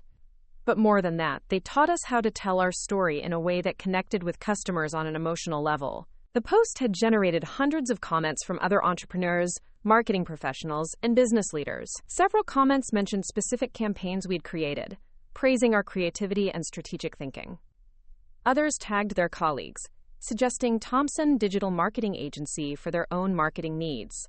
But the most significant comment came from Jennifer Walsh, the editor of Austin Business Journal, who'd written, "Sarah Martinez has built something truly special in Austin. Thompson Digital Marketing Agency represents the future of strategic marketing, and their client success stories are reshaping how we think about business growth in Texas." I handed the tablet back to David and realized that the viral post was going to generate more business than we could handle with our current capacity. We were rapidly approaching the point where we'd need to make strategic decisions about expansion, partnership opportunities, and long-term vision for the company. "David, schedule a leadership team meeting for Monday morning. We need to discuss opening a second location and potentially franchising our methodology to other markets." As David was leaving to coordinate the meeting, my assistant knocked on the door with an expression that mixed confusion with amusement. "Sarah, there's someone here to see you. She says she's your sister, but she's not on your visitor list." I felt my stomach tighten slightly the first time in months that anything had penetrated the emotional armor I'd built around the success of Thompson Digital Marketing Agency. Emma's appearance at my office was a violation of the legal agreements she'd signed, but it was also a reminder that the past wasn't as buried as I'd hoped. "Tell her I'm unavailable and that she needs to leave the building immediately. If she refuses, call security." But even as I gave the instruction, I was curious about what had prompted Emma to risk legal consequences by coming to my office. It had been 8 months since Jake's pathetic apology text, and I'd heard nothing from either of them since then. Emma's sudden appearance suggested that something significant had changed in her life. My assistant returned 5 minutes later with another update. "She's gone, but she left this envelope with reception. She said it was important and that you'd want to read it." I stared at the envelope, which was addressed in Emma's handwriting to Sarah Martinez, CEO, Thompson Digital Marketing Agency. The formal title felt like both an acknowledgement of my success and an attempt to establish some kind of professional distance from our personal history. Inside was a handwritten letter on plain notebook paper, the kind of informal communication that contrasted sharply with the corporate environment where it had been delivered. Emma's handwriting was shaky, suggesting that she'd written the letter under emotional stress. "Sarah," the letter began, "I know I'm not supposed to contact you, and I know you probably don't want to hear from me, but I needed you to know what's happened since Jake and I broke up, and I needed to apologize for things I should have apologized for a long time ago." The letter continued for 3 pages, detailing the collapse of Emma's relationship with Jake and the professional and personal consequences she'd faced over the past year. Jake had apparently tried to start his own marketing company using contacts he'd stolen from Thompson Digital Marketing Agency. But his efforts had failed when clients realized he lacked the strategic vision and relationship management skills that had made our original partnership successful. Emma had supported Jake financially during his failed venture, draining her savings and damaging her credit when his business couldn't generate revenue. Their relationship had deteriorated as Jake became increasingly bitter about my success and obsessed with proving that I'd stolen something that rightfully belonged to him. The worst part, Emma had written, wasn't losing the money, or even losing Jake. It was realizing that I'd destroyed my relationship with the most successful, intelligent, and generous person in my life, for someone who turned out to be weak, selfish, and completely incapable of building anything on his own. The letter concluded with an acknowledgement that surprised me with its honesty and self-awareness. I know you don't owe me forgiveness, and I know I don't deserve another chance, but I wanted you to know that I see clearly now what I threw away, and I'm proud of what you've built. You were always the stronger sister, and I was too insecure to admit it. I hope someday I can become someone worthy of your respect again. I read the letter twice, analyzing each sentence for the manipulation tactics I'd learned to recognize over 27 years of being Emma's sister. But this time, I found something different. The tone was genuinely remorseful, without the self-serving justifications or victim positioning that had characterized her previous communications. She wasn't asking for anything specific, and she wasn't trying to minimize the damage she'd caused. Riley knocked on my door as I was folding the letter. "Sarah, Tony Castellano is on line 3. He wants to discuss the New Orleans expansion timeline." I slipped Emma's letter into my desk drawer and picked up the phone. Tony's voice was energetic, with the kind of excitement that meant significant business opportunities were about to be discussed. "Sarah, I just got off a call with restaurant owners in New Orleans who've been watching our success in Houston and Austin. They want Thompson Digital Marketing Agency to handle the digital marketing for a new food festival that's going to showcase Louisiana cuisine to national audiences. The project Tony was describing would be worth at least $500,000 in revenue and would establish our agency as a major player in event marketing. It would also require opening a satellite office in New Orleans and hiring local talent who understood the unique cultural dynamics of Louisiana hospitality." "Tony, that sounds incredible. When do they need a proposal?" "They want to meet with you next week. But Sarah, this isn't just about one festival. They're talking about ongoing partnerships with 12 restaurants, 3 hotels, and a tourism board that wants to rebrand New Orleans as a year-round culinary destination." After we hung up, I realized that Thompson Digital Marketing Agency was approaching a crossroads that would determine whether we remained a regional success story or evolved into a national brand. The opportunities were there, but scaling to that level would require strategic decisions about leadership, culture, and the values that had driven our growth. I was reviewing expansion budgets when my phone buzzed with a text from an unknown number. The message was brief. "Sarah, this is Jake. I saw the article about your company in Austin Business Journal. Congratulations on everything you've accomplished. You deserve all the success you've achieved." Unlike his previous apology, this message felt genuine rather than self-serving. There was no request for forgiveness, no attempt to insert himself into my narrative, and no suggestion that we should reconnect. It was simply an acknowledgement of my accomplishments from someone who'd once tried to steal them. I deleted the message without responding, but not because I was angry.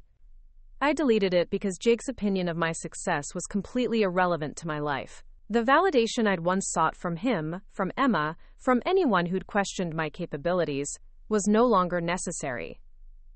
I'd built something that spoke for itself. That evening, I was working late in the office when I heard familiar laughter coming from the conference room. Through the glass walls, I could see Alex leading a presentation for our junior designers, explaining technical concepts with the kind of enthusiasm and clarity that made complex ideas accessible. Riley was there too, offering strategic feedback that demonstrated how much her understanding of client relationships had evolved. Watching my team collaborate on solutions for our newest clients, I realized that Thompson Digital Marketing Agency had become something far more valuable than a successful business. It had become a community of talented professionals who shared a commitment to excellence, creativity, and mutual support. These were people who'd chosen to be here, who'd rejected other opportunities to contribute to something meaningful. David appeared in my office doorway with a bottle of champagne and 2 glasses. "Sarah, I know we're celebrating officially next week, but I wanted to toast the 1-year anniversary of the day you saved this company." "I didn't save the company, David. I just stopped sharing control with someone who didn't deserve it. You did more than that. You turned a small agency into a regional powerhouse. You created jobs for 23 people. You've helped dozens of businesses achieve growth they never thought possible." David poured champagne into both glasses. "Most importantly, you proved that integrity and hard work still matter in business." We clinked glasses and drank to a year that had transformed every aspect of my life. As I looked out at the Austin skyline from our 40th floor office, I thought about the journey that had brought me to this moment. The woman who'd been devastated by Jake's betrayal in that landlord's office could never have imagined the life I was living now. But But that woman had also possessed the strength and vision that made this transformation possible. She'd been building something valuable all along. She'd just been sharing credit with people who didn't deserve it. Jake and Emma's betrayal had simply forced her to claim full ownership of her own power. My phone rang with a call from Michael Rodriguez, and I answered with genuine warmth for the lawyer who'd protected my interests during the darkest period of my professional life. Sarah, I'm calling to congratulate you on the Austin Business Journal article and to discuss something that might interest you. I've been approached by 3 other entrepreneurs who faced similar partnership betrayals, and they're asking if you'd be willing to speak about your experience. Michael explained that he'd been contacted by a women's business organization that wanted to host a panel discussion about protecting yourself in business partnerships and recovering from professional betrayal. They were specifically interested in my story because I'd not only survived the attempted theft of my business, but had transformed it into something far more successful than what had been stolen. I think your story could help other women who are facing similar situations, Michael continued. You've proven that betrayal doesn't have to be the end of your story. It can be the beginning of something better.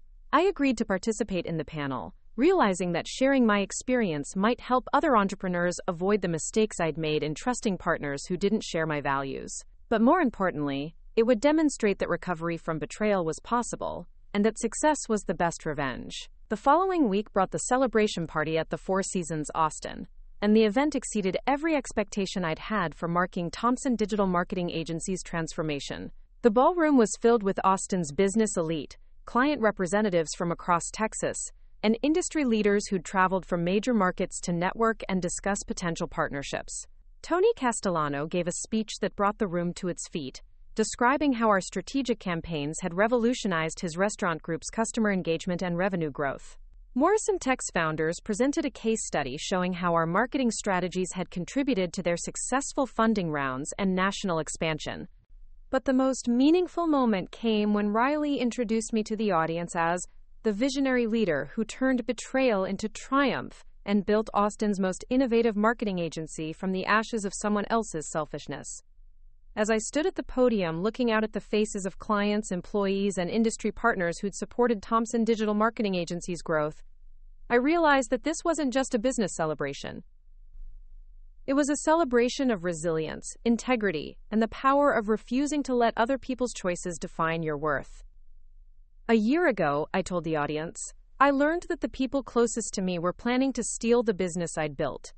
That betrayal could have destroyed my career, my confidence, and my faith in human nature.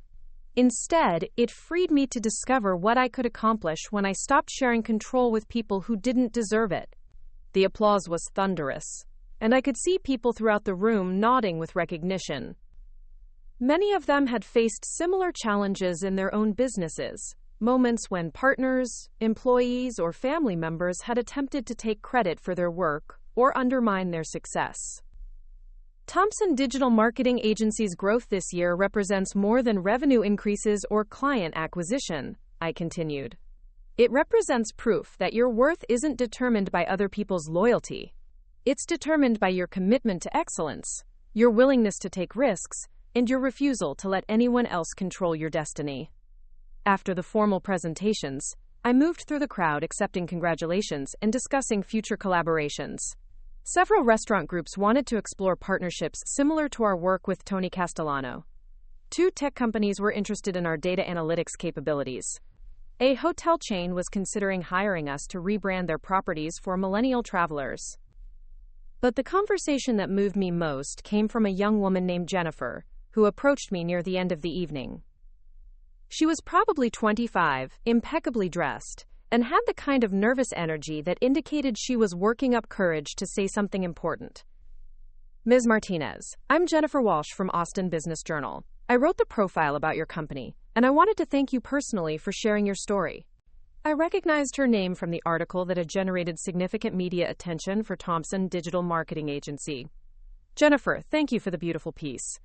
You captured something important about the relationship between personal integrity and business success. Actually, there's something I didn't include in the article that I wanted you to know. I'm going through a similar situation with a business partner who's been undermining my work and taking credit for my writing. Reading about how you handled your betrayal gave me the courage to protect myself legally and professionally. Jennifer explained that she'd been co-founding a digital media startup with a partner who'd been presenting her work to investors as his own ideas.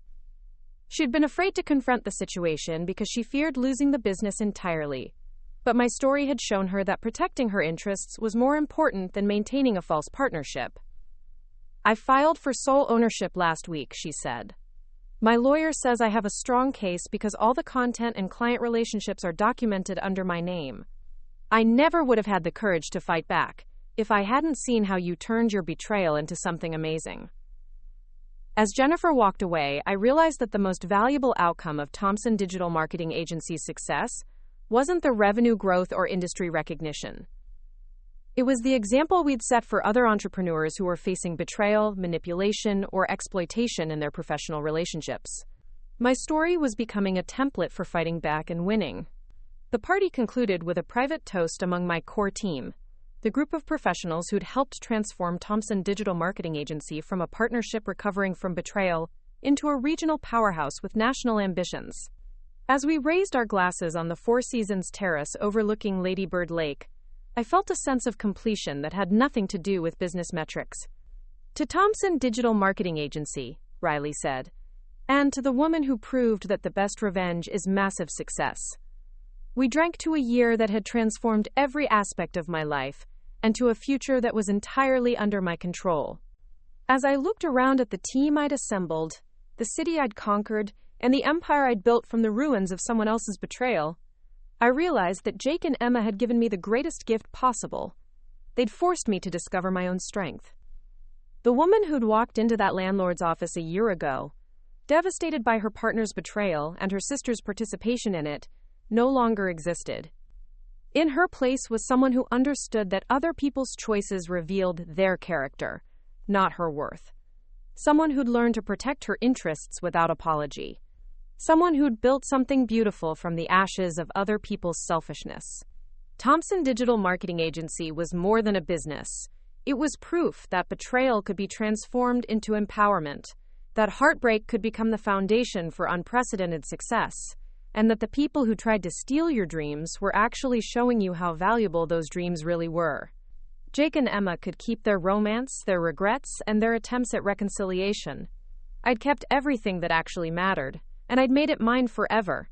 The future belonged to people who created value, protected their interests, and refused to let anyone else write their story. As we walked out of the Four Seasons, into the warm Austin night, I knew that tomorrow would bring new opportunities, new challenges, and new chances to prove that integrity and excellence always triumph over betrayal and manipulation. Thompson Digital Marketing Agency was just the beginning of what I could accomplish when I stopped sharing control with people who didn't deserve it. The morning sun streamed through the floor-to-ceiling windows of my penthouse office in downtown Austin, casting golden light across the mahogany desk, where I was reviewing acquisition proposals for Thompson Digital Marketing Agency's expansion into the West Coast market. 5 years had passed since Jake's betrayal launched my transformation from vulnerable partner to industry titan, and the view from the 52nd floor reflected how completely my world had changed. Thompson Digital Marketing Agency, now operated in 12 cities across the United States, employed over 200 professionals, and generated annual revenue that exceeded $15 million. We'd become the premier digital marketing firm for hospitality, tech, and retail brands throughout the South and Southwest, with satellite offices in New Orleans, Phoenix, Nashville, Denver, Seattle, and Los Angeles. Industry publications regularly featured our innovative campaigns, and Harvard Business School had developed a case study around our rapid expansion strategy. But the numbers, impressive as they were, only told part of the story. The real transformation was cultural and personal. I had evolved from someone who'd been devastated by betrayal into someone who was completely immune to the kind of manipulation that had once destroyed my peace of mind. The woman who'd been shattered by Jake and Emma's affair no longer existed, replaced by someone who understood that other people's choices revealed their character, not her worth. My assistant knocked on the door with the morning's priority correspondence, including an envelope that made me pause with recognition. The return address showed Emma's name and a location in Portland, Oregon, where she'd apparently relocated after her life in Austin became untenable. The envelope was thick, suggesting a lengthy communication, and it was marked personal and confidential in handwriting that looked more mature than I remembered. I set the envelope aside and focused on the business proposals that required immediate attention. A restaurant chain with locations across California wanted Thompson Digital Marketing Agency to handle their complete digital transformation, including website redesigns, social media strategy, and customer relationship management systems. The project was worth over $2 million and would establish our West Coast presence more rapidly than I'd anticipated. The second proposal came from a venture capital firm that wanted to discuss purchasing a minority stake in Thompson Digital Marketing Agency to fund international expansion. They were offering valuations that would make me one of the wealthiest self-made women in Texas, with the financial freedom to pursue any opportunity that interested me. As I was reviewing the venture capital terms, Riley Chen entered with her usual morning energy and a tablet full of updates from our various offices. She'd grown from my first promoted employee to chief operating officer, and her strategic thinking had been instrumental in our national expansion. Today, she looked particularly excited about something. "Sarah, you need to see the overnight responses to our LinkedIn post about the Seattle office opening," Riley said, settling into the chair across from my desk. "We've received 47 inquiries from potential clients, including 3 from companies that specifically mentioned wanting to work with you personally." The Seattle expansion had been our most ambitious project yet, requiring us to recruit talent from established agencies and convince West Coast clients that a Texas-based firm could understand their market dynamics.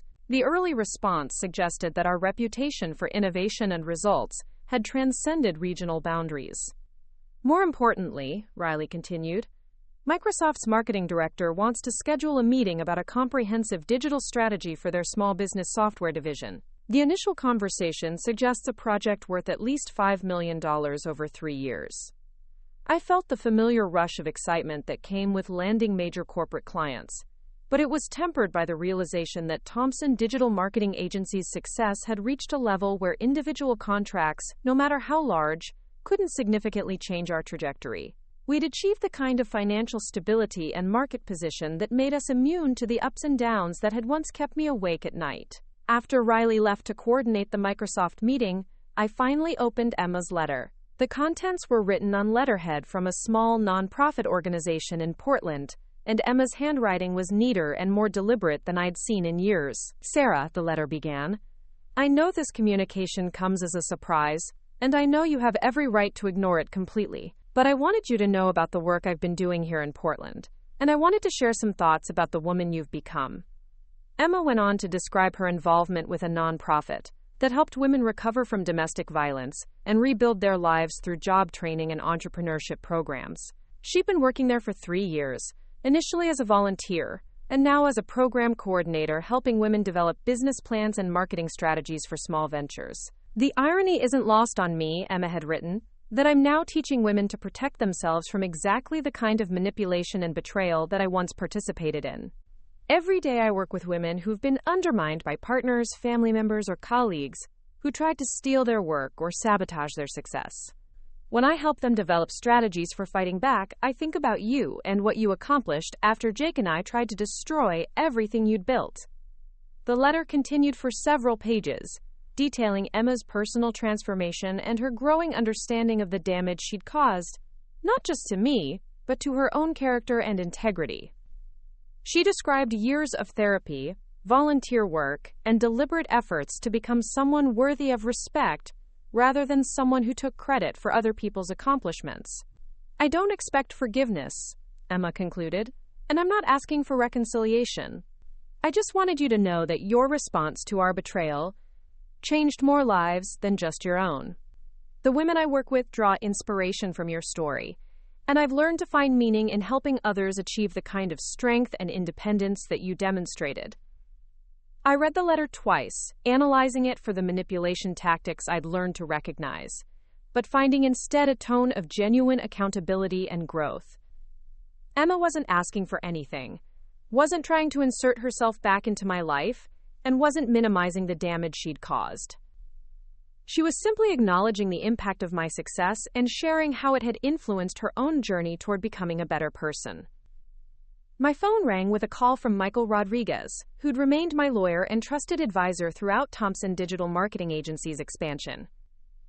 His voice carried the excitement that indicated significant legal developments were about to be discussed.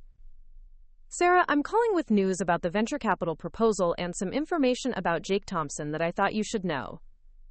Michael explained that the venture capital firm's due diligence had uncovered some interesting information about Jake's activities since his failed attempt to start his own marketing company. He'd apparently spent the past 3 years working for various agencies in Dallas and Phoenix, never staying anywhere longer than 18 months, and consistently struggling to demonstrate the strategic thinking and client management skills that successful marketing required. More interestingly, Michael continued, Jake attempted to use your business methodology and client case studies in presentations for his positions, claiming credit for strategies and campaigns that you developed. 2 agencies terminated his employment when they discovered he was plagiarizing work that belonged to Thompson Digital Marketing Agency. The information confirmed what I'd suspected about Jake's character. He was someone who'd never learned to create value on his own, instead relying on appropriating other people's work and hoping no one would notice. His attempts to build a career on stolen ideas had predictably failed, leaving him with a reputation for dishonesty and incompetence in an industry that valued both creativity and integrity. The venture capital firm's research also uncovered the full story of Jake's attempted sabotage of Thompson Digital Marketing Agency, Michael added. They were impressed by how you handled the situation and view it as evidence of your leadership capabilities under pressure. The betrayal that once threatened to destroy your business is now being cited as proof of your resilience and strategic thinking. After we discussed the legal implications of the venture capital investment, I hung up and realized that Jake and Emma's betrayal had become just another data point in Thompson Digital Marketing Agency's success story. What had once felt like a devastating personal attack was now viewed by industry professionals as a case study in effective crisis management and business leadership. That afternoon, I was reviewing expansion budgets when David Kim knocked on my door with news that made me smile with genuine satisfaction. He'd just received a call from Alex, the web developer, who'd briefly defected to Jake's failed venture before returning to our team. Alex wanted you to know that he ran into Jake at a coffee shop in Dallas, David said. Apparently, Jake asked about working for Thompson Digital Marketing Agency again, claiming that he'd learned from his mistakes and wanted to contribute to our success. The audacity was breathtaking. Jake had attempted to steal my business, sabotaged my operations, harassed my employees, and plagiarized my work for other employers. Now he wanted to return as if his betrayal had been a minor misunderstanding that could be overlooked in the interest of business growth. What did Alex tell him? I asked. Alex said that Thompson Digital Marketing Agency only hires people with integrity, and that Jake had permanently disqualified himself from consideration. That evening, I was working late in the office when I received an unexpected visitor. The security guard called to announce that Jennifer Walsh from Austin Business Journal was in the lobby, requesting a brief meeting about a follow-up article on Thompson Digital Marketing Agency's 5-year transformation. Jennifer had become something of a chronicler of Austin's entrepreneurial success stories, and she'd followed Thompson Digital Marketing Agency's growth with the kind of detailed attention that created valuable media coverage. I agreed to see her, curious about what angle she was pursuing for the anniversary story. Sarah, I wanted to discuss the impact your story has had on other women in Austin's business community, Jennifer said as we sat in the conference room overlooking the city lights. Since my original article about your recovery from partnership betrayal, I've interviewed dozens of women who cite your example as inspiration for protecting their own business interests. Jennifer explained that she'd been researching a broader story about women who'd transformed professional betrayal into business success, and Thompson Digital Marketing Agency had become the template that other entrepreneurs referenced when developing strategies for fighting back against manipulation and theft. 3 women have started successful businesses after leaving partnerships where they were being exploited, Jennifer continued. 2 others have successfully challenged attempts by male colleagues to take credit for their work. 1 woman used your legal strategies to prevent a business partner from stealing her client list when he tried to start a competing firm. The conversation reinforced something I'd been realizing throughout Thompson Digital Marketing Agency's expansion. Success that emerged from overcoming betrayal carried a different kind of power than success achieved through conventional paths. People who'd been tested by betrayal and emerged stronger possessed a resilience and strategic thinking that couldn't be taught in business school. There's something else I wanted to discuss, Jennifer said. I've been contacted by a publisher who's interested in a book about your transformation from betrayed partner to industry leader. They think your story could inspire other entrepreneurs who are facing similar challenges. The book proposal was intriguing, not because I needed additional recognition, but because it would provide a platform for sharing the strategic and legal knowledge I'd acquired during Thompson Digital Marketing Agency's growth. Too many entrepreneurs, particularly women, were vulnerable to the kind of exploitation I'd experienced because they trusted without protecting their interests. As Jennifer was leaving, she handed me a final piece of information that brought the evening full circle. Sarah, I thought you should know that Jake Thompson contacted me last month, requesting an interview about his perspective on Thompson Digital Marketing Agency's success. He wanted to share his version of your business relationship and his contributions to the company's early development. I felt a flash of familiar irritation, but it was quickly replaced by amusement. Jake was still trying to insert himself into my narrative, still hoping to claim credit for accomplishments that had occurred despite his betrayal rather than because of his contributions. What did you tell him? I asked. I told him that successful entrepreneurs create their own stories instead of trying to rewrite other people's achievements. Then I declined the interview. That night, I stood on the balcony of my downtown penthouse, looking out at the Austin skyline that had become the foundation of my empire. The city lights stretched to the horizon, representing thousands of businesses, restaurants, and organizations that could potentially benefit from Thompson Digital Marketing Agency's services. The view reminded me that success wasn't just about personal vindication. It was about creating value for others while building something meaningful and lasting. 5 years after Jake's betrayal had launched my transformation, I'd become someone who was completely immune to the kind of manipulation that had once devastated me. The woman who'd been destroyed by her partner's affair and her sister's participation in it no longer existed, replaced by someone who understood that betrayal revealed character rather than diminishing worth.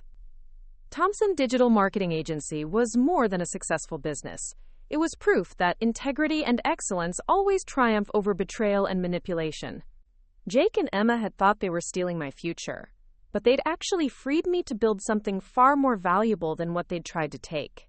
The venture capital investment would provide resources for international expansion, potentially establishing Thompson Digital Marketing Agency as a global brand with offices in London, Toronto, and Sydney.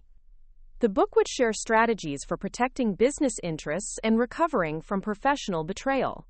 The continued growth would create hundreds of additional jobs and help thousands of businesses achieve success they'd never imagined possible.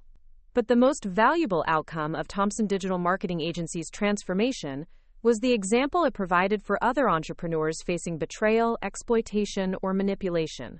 My story had become a template for fighting back and winning, demonstrating that the people who tried to steal your dreams were actually showing you how valuable those dreams really were. As I prepared for bed in my penthouse overlooking the city I'd conquered, I realized that Jake and Emma's betrayal had given me the greatest gift possible. They'd forced me to discover my own strength, claim my own power, and build something beautiful from the ashes of their selfishness. The future belonged to people who created value, protected their interests, and refused to let anyone else write their story. Thompson Digital Marketing Agency was proof that betrayal could be transformed into empowerment, and that the best revenge was not just success, but success so massive that it made the betrayers irrelevant to your narrative. Jake and Emma could keep their regrets, their attempts at reconciliation, and their efforts to rewrite history. I'd kept everything that actually mattered, and I'd made it mine forever. Up next, you've got 2 more standout stories right on your screen. If this one hit the mark, you won't want to pass these up. Just click and check them out.